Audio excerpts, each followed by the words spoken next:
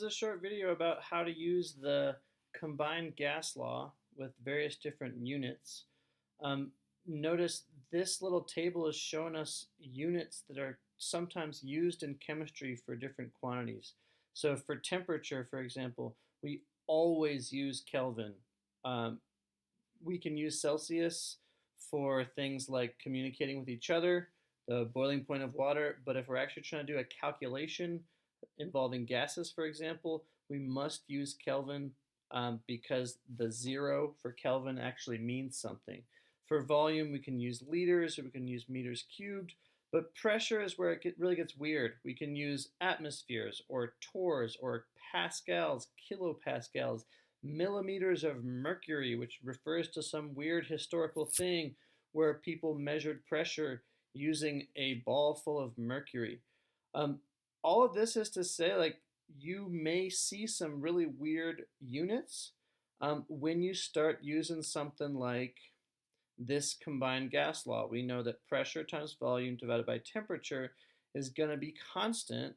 Um, and the nice thing about this equation, when you set it up this way, is whatever units you use over here for pressure, you can use over here for pressure. You don't actually have to do any unit conversions from atmospheres to pascals or millimeters of mercury to atmospheres or whatever, as long as the units here on this side are the same as the units on this side, your calculations will work out if you set it up correctly.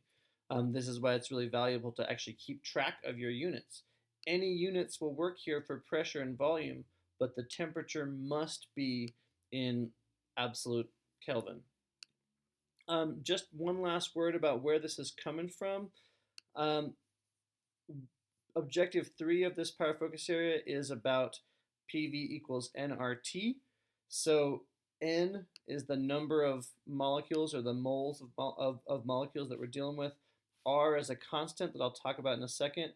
But if you imagine dividing T from both sides, that's where we get the PV over T equals a constant. Because as long as we're keeping the number of molecules constant, then these two numbers multiplied by each other, N times R, will be equal. One last word about R. If I scroll down here to R, this is also a comment about units. Notice there are many different values that we could use for R.